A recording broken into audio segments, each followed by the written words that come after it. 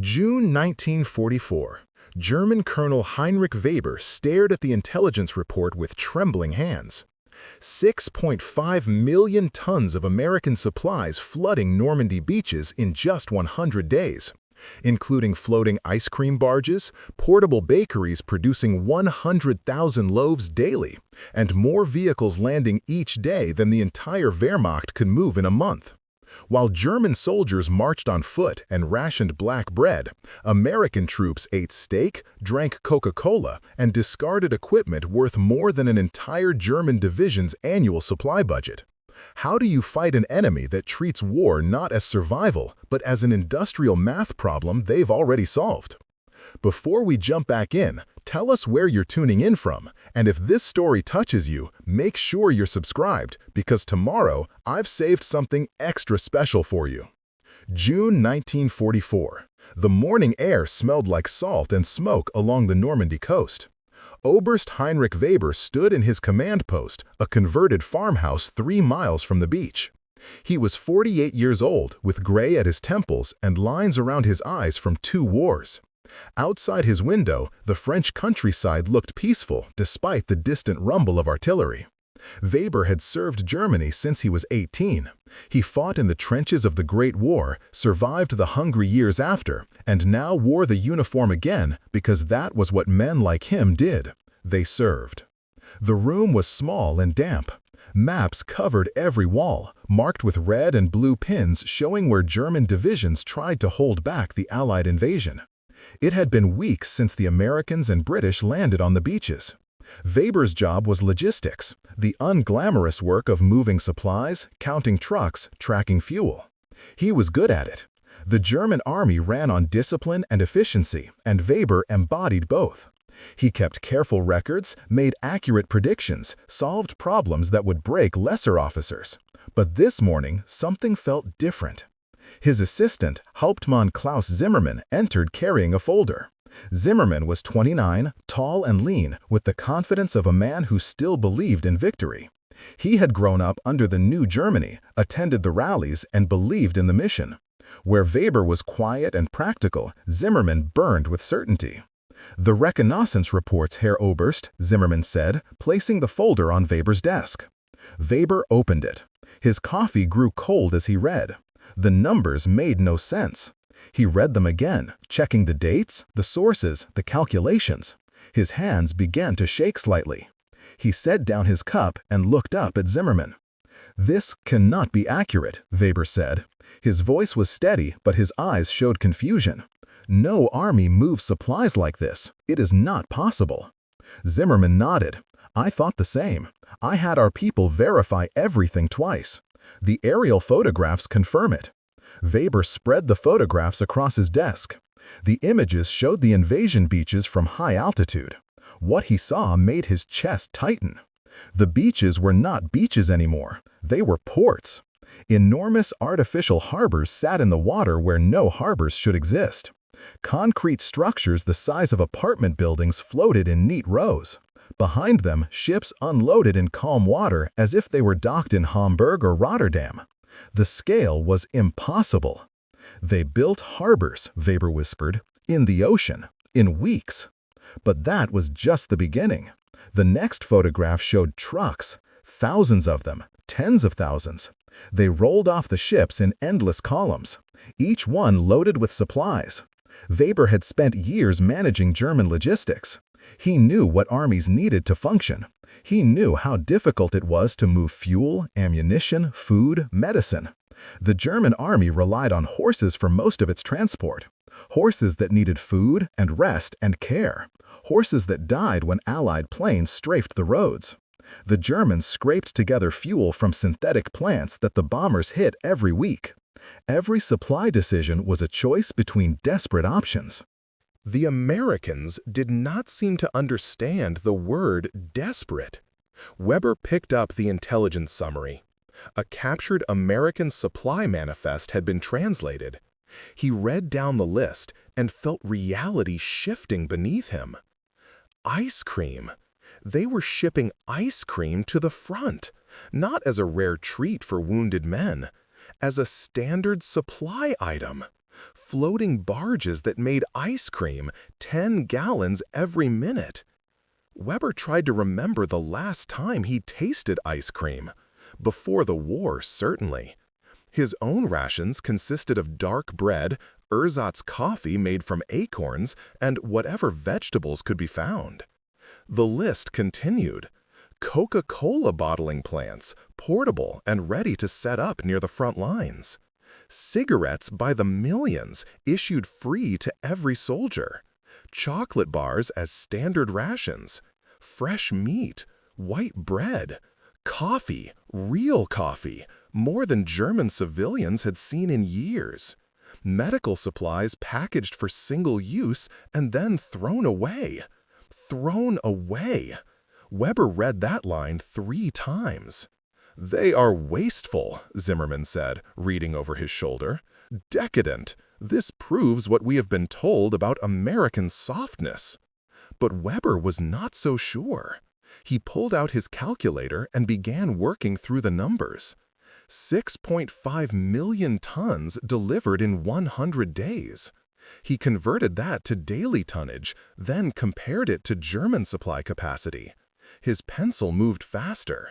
The entire Wehrmacht, fighting across all fronts, moving supplies by rail and road and horse cart, could not match what the Americans were landing on these beaches. Not even close. The Americans were delivering more supplies to one battlefield in 3 months than Germany produced for all its armies in a year.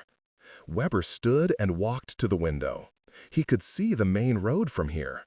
A German supply column passed by, horse-drawn wagons creaking along, moving perhaps 10 miles per hour when the horses were fresh. The wagons carried ammunition up to the front and brought wounded soldiers back.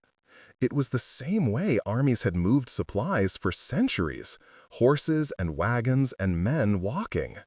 Preparing and narrating this story took us a lot of time, so if you are enjoying it, subscribe to our channel. It means a lot to us. Now, back to the story.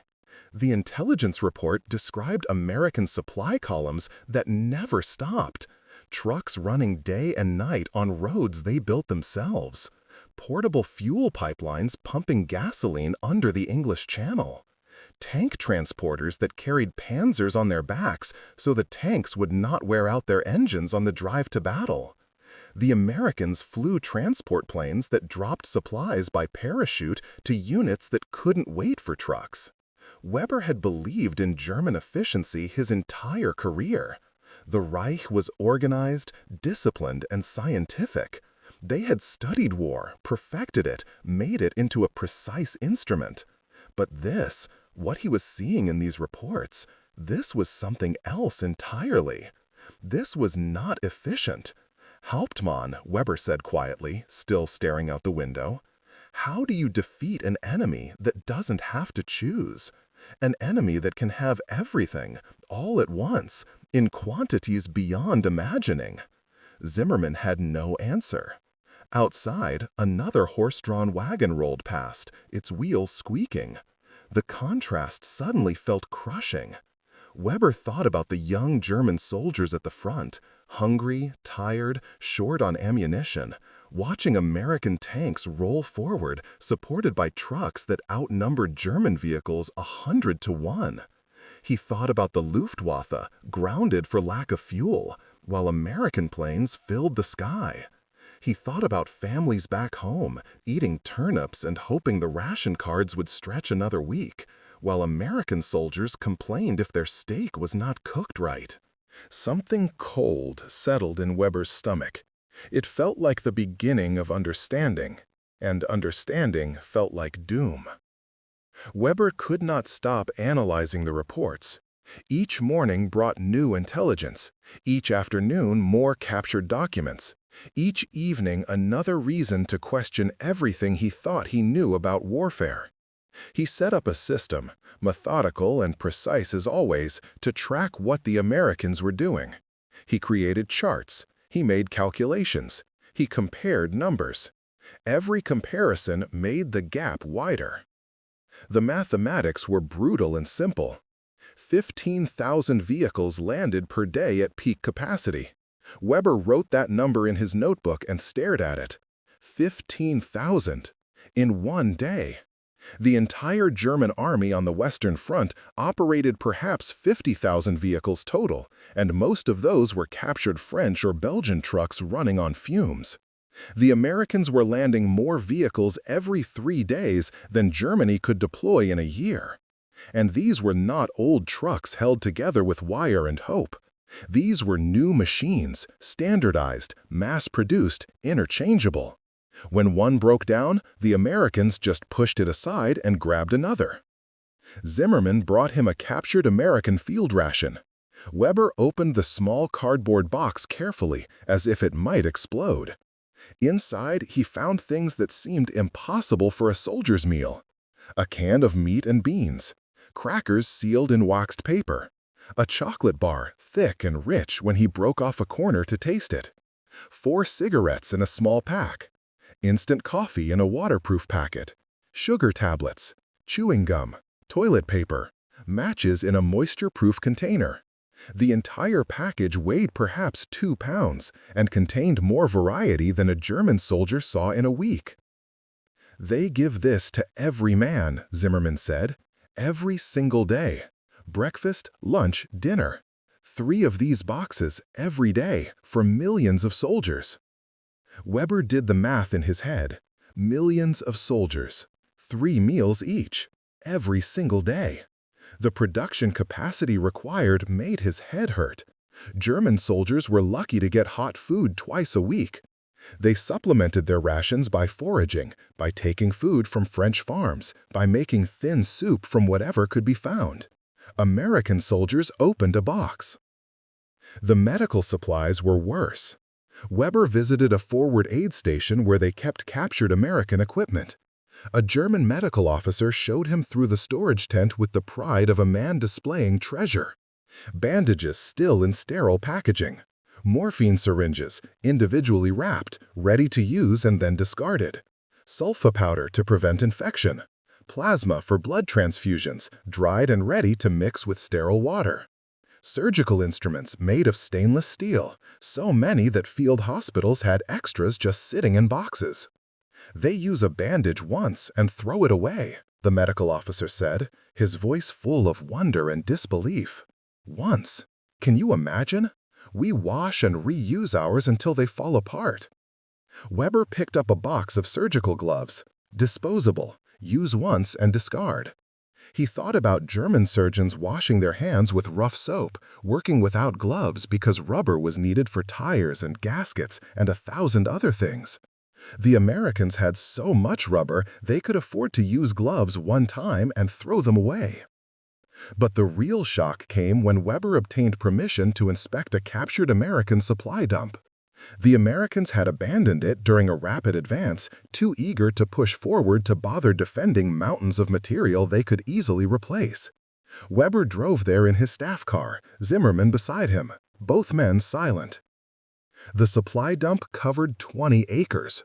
It sat in an open field, covered with camouflage netting but otherwise undefended. The Americans had not even bothered to destroy it. Why would they? They had more. Weber walked between stacks of crates taller than his head. Jeeps sat in neat rows, dozens of them, maybe 100. They looked identical, like they came from the same mold. Green paint, white stars, 4 wheels, and a simple design that could be repaired by anyone with basic tools. Weber had read the intelligence reports. The Americans produced these little vehicles at a rate of 1 every 2 minutes. 2 minutes! The time it took to smoke a cigarette, and another Jeep rolled off an assembly line somewhere in America. "They treat them like they are nothing," Zimmerman said, running his hand along a Jeep's hood. "Like they are disposable." That was exactly right, Weber realized. To the Americans, these vehicles were disposable. Why repair one when you could just get another? Why carefully maintain equipment when fresh supplies arrive faster than you could wear out the old ones? They walked deeper into the dump. Weber found a warehouse tent full of toilet paper. Just toilet paper. rolls and rolls of it stacked to the ceiling. Another tent contained nothing but soap and toothpaste and shaving cream, luxury items that German civilians had not seen in years, sitting here in the mud of Normandy, waiting to be distributed to soldiers who expected such things as their right. The food storage made Weber feel sick. Entire sections dedicated to single items. Coffee, real coffee, in waterproof bags. Sugar in 50-pound sacks. Flour, rice, canned vegetables, canned fruit, canned meat, canned milk. Everything canned, preserved, ready to eat, requiring no refrigeration and minimal preparation. Weber opened a crate at random and found canned peaches in heavy syrup. He held the can and thought about his wife back home, carefully dividing their weekly ration of jam to make it last. These peaches would be a feast for his family. Here, they were just another item in an endless supply chain. Zimmerman found the refrigerated section, powered by portable generators that hummed steadily. Inside were fresh eggs, butter, milk, and meat. Not canned meat, fresh steaks and chicken, frozen and ready to cook. Weber stared at a box of steaks and tried to remember when he last ate beef. 2 years? 3? "We are fighting for survival," Zimmerman said quietly. "They are fighting for comfort." Weber nodded slowly. That captured it perfectly. Every German choice was about survival. Save fuel or starve. Use ammunition carefully because more might not come. Repair everything until it cannot be repaired anymore. Make every soldier, every bullet, every drop of gasoline count because there would not be enough. The entire German war effort was a calculation of scarcity. The Americans did not understand scarcity. They understood abundance. They had so much that waste was not even a concern. They could lose ships, lose trucks, lose supplies, and still have more than they needed. Weber had spent his career optimizing scarce resources, making hard choices about priorities, achieving maximum effect with minimal waste. The Americans achieved maximum effect by eliminating scarcity entirely. Weber and Zimmerman stood in the supply dump as the sun set, surrounded by more material wealth than most German divisions possessed. Weber looked at the mountains of supplies and understood something fundamental. This was not a war between armies. This was a war between systems.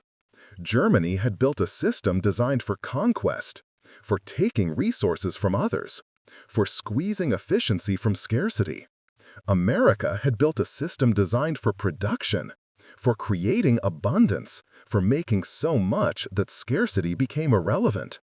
"How do you defeat this?" Weber asked in the empty air. Zimmerman had no answer.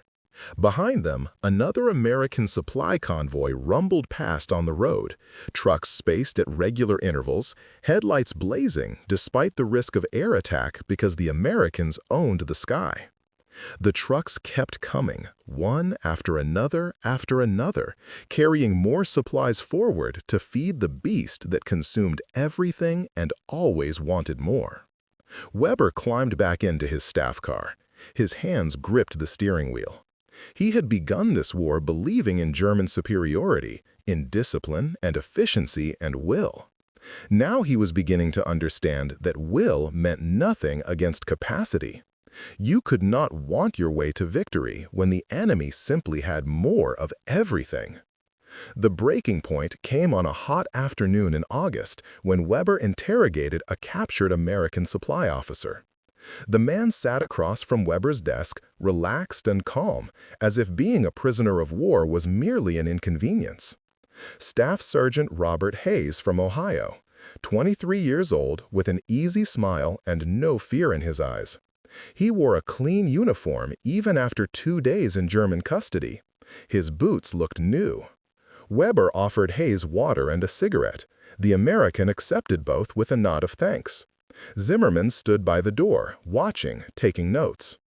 Weber had interrogated dozens of prisoners.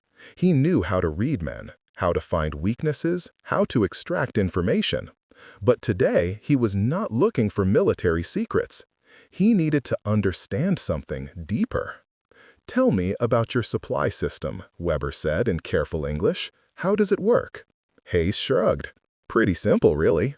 Ships bring stuff from England, we unload it at the harbors, trucks take it forward to supply depots, units send requisitions, we fill the orders and send them up. It's just logistics." Just logistics. Weber felt something twist in his chest. Nothing was ever just logistics. Logistics was everything. Wars were won and lost on logistics. Napoleon starved in Russia because of logistics. The German advance into the Soviet Union stalled because of logistics. Everything depended on moving supplies from factories to soldiers, and that movement was always the hardest part. "The artificial harbors," Weber said, "the mulberries. How long did it take to build them?"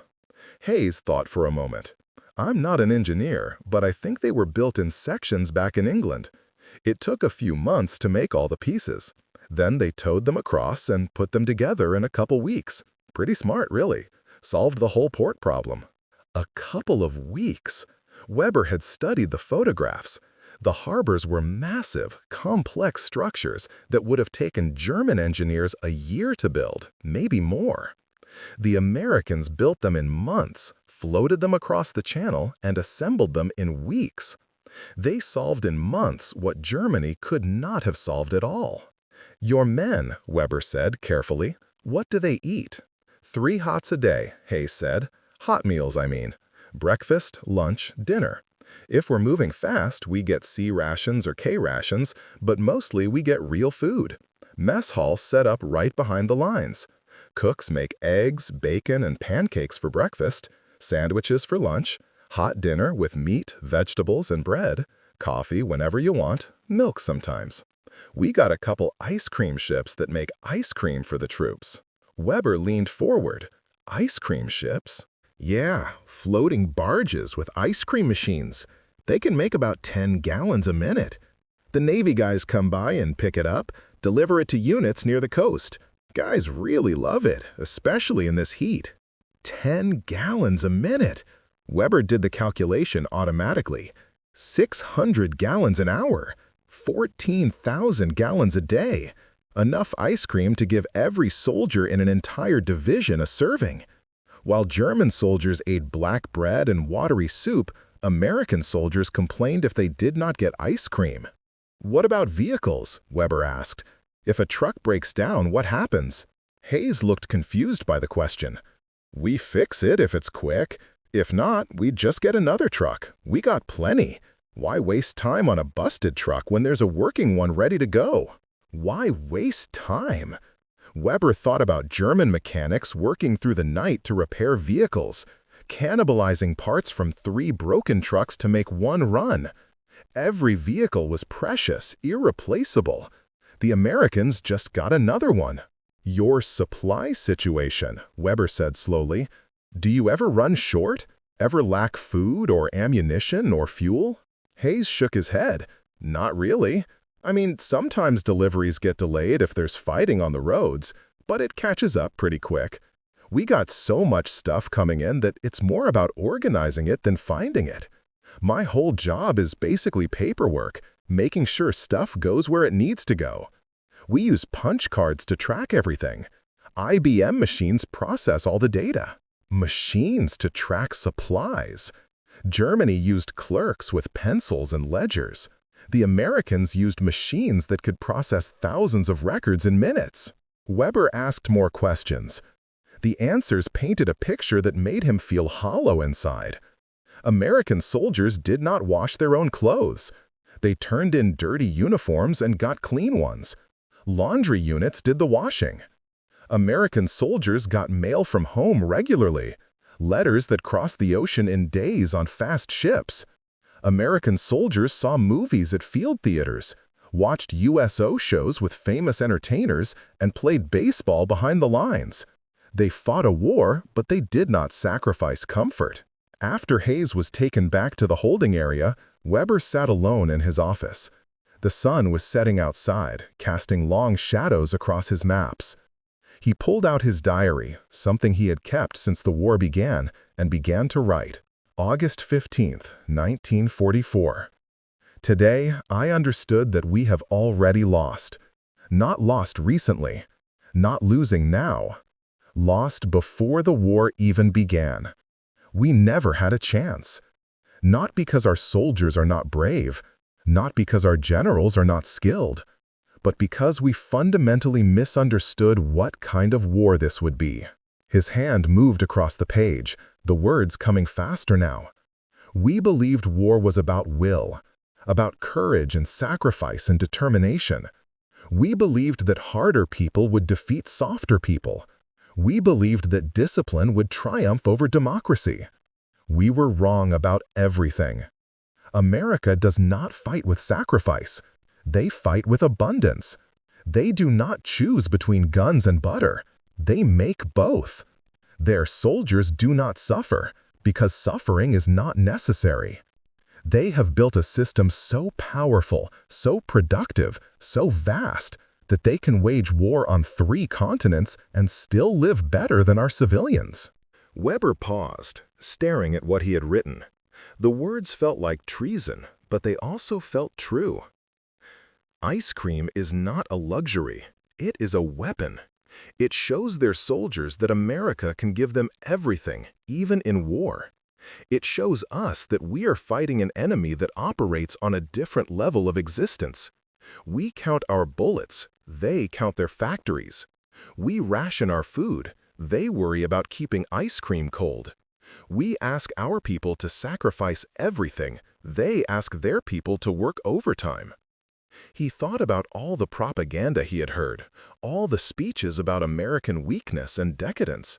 They said Americans were soft, that they loved comfort too much to fight hard.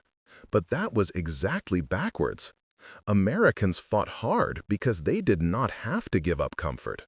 They brought their whole society to war, not just their soldiers.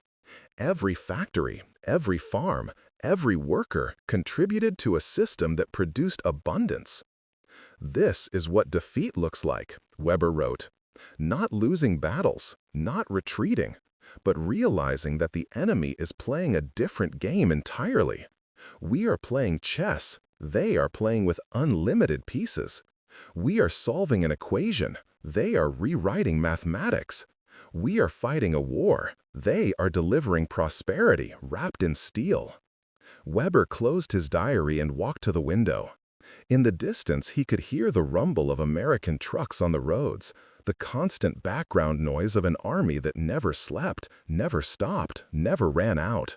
Somewhere out there, soldiers were eating hot meals and drinking Coca-Cola and watching movies.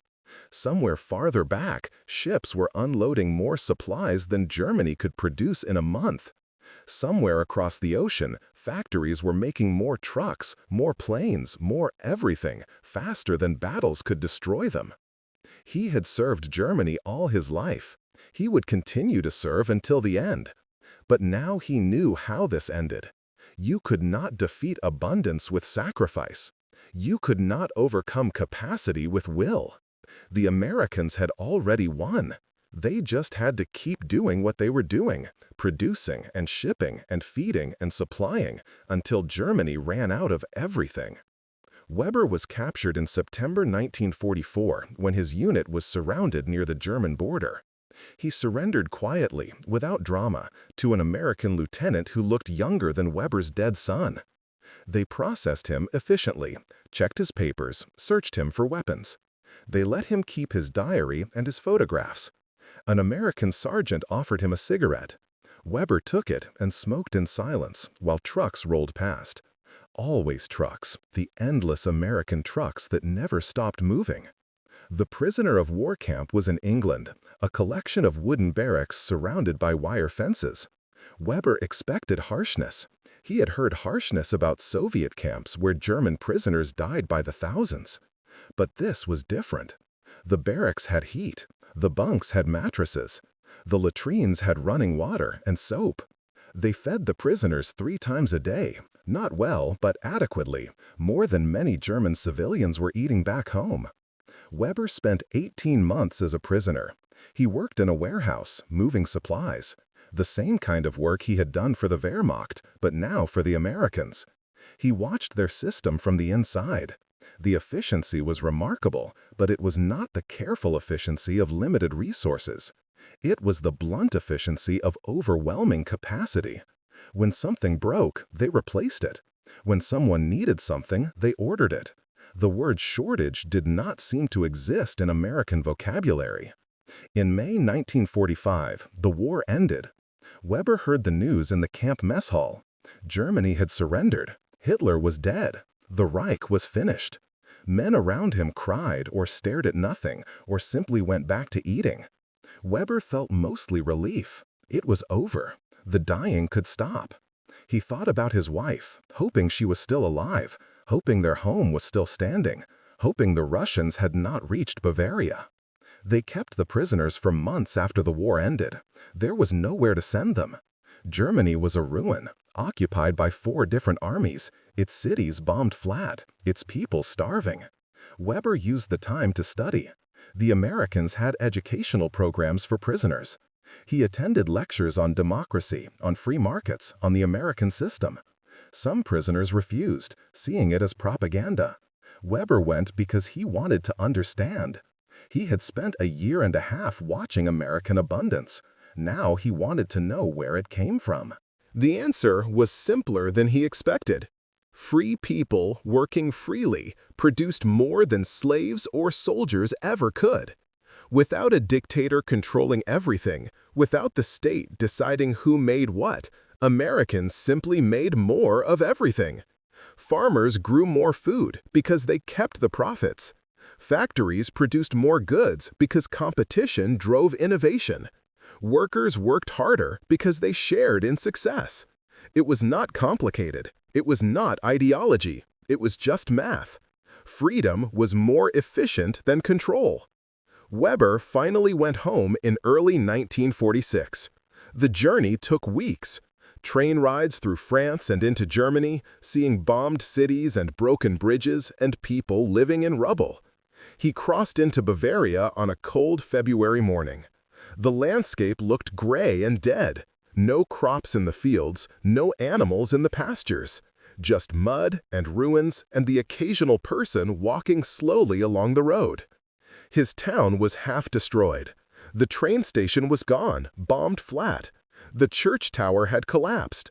Entire streets were rubble. But his house still stood, damaged but standing. His wife was alive. She opened the door and they held each other without words. She was so thin he could feel her bones. She cried against his chest.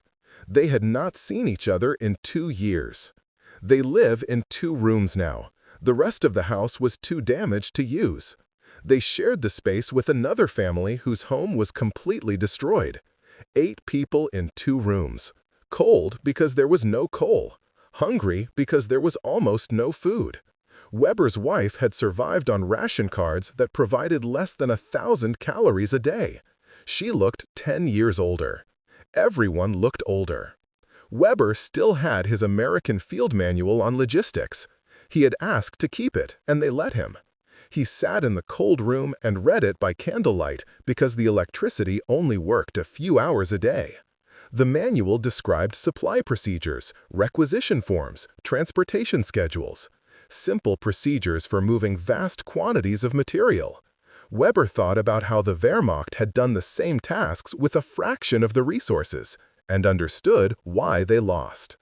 The contrast hit him hardest in the spring when the Marshall Plan supplies started arriving.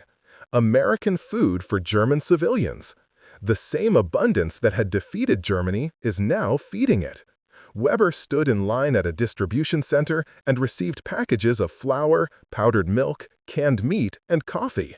Real coffee. He held the can and remembered Staff Sergeant Hayes talking about coffee whenever you wanted it. Now that same coffee was keeping Germans alive. His wife made real coffee for the first time in years. They sat together in their cold room and drank it slowly, making it last. The taste brought back memories of before the war, when life was normal, when Germany was rebuilding from the last defeat. Weber wondered if they would rebuild again. He wondered what would be left to rebuild. In 1950, Weber got a job with the new West German government, working in industrial planning.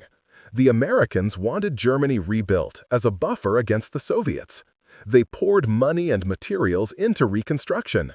Weber helped organize the distribution, using skills he had learned in both armies. He was good at it. He understood logistics, understood systems, understood how to move things efficiently.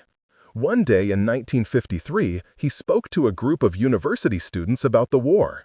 They were young, born in the 1930s, children during the fighting. They wanted to know why Germany lost. Weber brought his photographs and his statistics and his American field manual.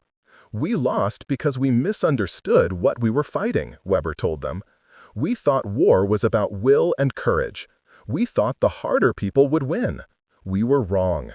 Modern war is about capacity, about production, about how much your nation can make and move and use.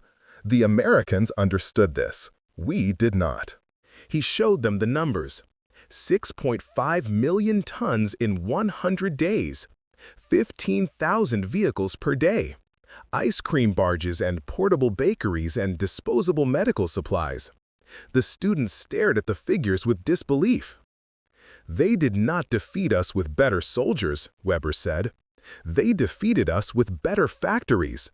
Every time we destroyed an American tank, 3 more arrived. Every time we sank a ship, 5 more sailed. We counted our best men. They counted their production lines, and production always wins." A student raised his hand. "But we had brave soldiers, we had good generals. Why was that not enough?" Weber thought about all the brave soldiers he had known, all the ones who died believing they were winning. He thought about his son, killed on the Eastern Front, brave and young and dead. "Bravery matters," Weber said quietly, "but bravery without resources is just tragedy. The Americans were brave too, but they were brave with full stomachs and good equipment and endless supplies. They could afford to be brave because they had everything they needed. We asked our soldiers to be brave with nothing. That is not a strategy. That is sacrifice without purpose." Weber walked home that evening through streets that were slowly rebuilding. American aid was everywhere. New buildings rising from rubble. Shops with food on shelves. People who looked less hungry. The same power that destroyed Germany was now saving it. Weber understood the message. This is what happens when you fight us. This is what happens when you stop fighting us. Either way, American capacity wins. He thought about writing to Staff Sergeant Hayes, wherever he was now, probably back in Ohio, living a normal life. He wanted to tell him that he understood now, that the ice cream was not cruelty, it was not a waste, it was proof. Proof that free people could build something so powerful that even war could not diminish it. Proof that abundance was a weapon more powerful than tanks or planes or the will of desperate men. Weber never sent the letter, but he kept the thought. He had learned the real lesson of those 6.5 million tons delivered to Normandy beaches. The lesson was not about tactics or strategy or courage. The lesson was about systems, about what free people could build when they worked together toward a common goal. Germany built an empire on conquest. America built one on capacity. And in the end, capacity was heavier than the empire. Up next, you've got 2 more standout stories right on your screen. If this one hits the mark, you won't want to pass these up. Just click and check them out. And don't forget to subscribe and turn on the notification bell so you don't miss any upload from us.